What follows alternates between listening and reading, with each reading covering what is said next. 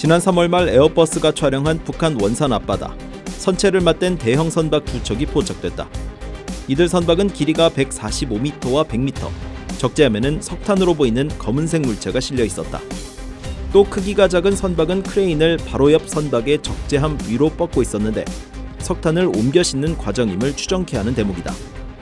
아울러 선박이 자리한 곳 주변에는 부두 여러 개가 있는데 멀쩡한 부두를 놔두고 굳이 바다 한가운데에서 난도가 높은 작업을 벌이고 있어 그 이유가 주목된다.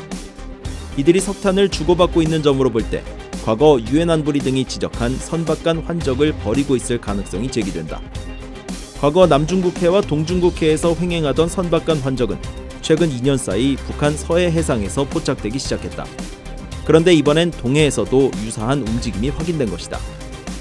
유엔 안보리는 지난 2017년 북한이나 북한을 대리하는 선박이 어떤 물품도 건네받지 못하도록 했기 때문에 이들 선박이 어떤 물품을 주고받았든 제재를 위반한 것이다. 한국 정부는 최근 대북 제재 위반을 이유로 한국 남해 해상을 지나던 선적 미상 선박 선라이즈 1호를 억류했다. 이 선박은 러시아를 출발해 중국으로 향하던 중 북한 동해 지역을 경유한 것으로 전해진다. 당시 선라이즈 1호는 석탄과 철광석 등 대북 제재 금수품을 싣고 있었다. 이처럼 최근 북한의 동해 지역은 대북 제재 위반의 온상으로 떠오르고 있다. 백악관은 북한과 러시아가 군사장비와 탄약을 실은 컨테이너를 북한 라진항에서 선적하고 있다고 지적했다.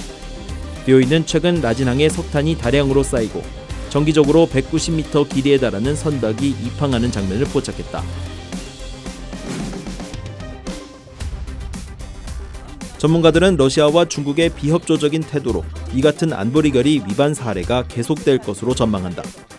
특히 선박을 이용한 일부 국가의 제재 위반에 대한 안보리 차원의 대응 역시 제한적일 수밖에 없다는 지적도 나온다. So that designation seems no longer possible since the P5 can no longer agree at the Security Council and specifically the DPRK committee.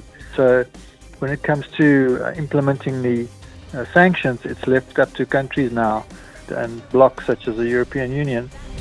미국 정부는 이미 러시아와 북한 간 거래 관여자들에 대한 제재 부과를 시사했다. 아울러 한국, 일본, 호주, 유럽연합, 영국을 포함한 파트너들과 협력하고 있다고 밝혔다.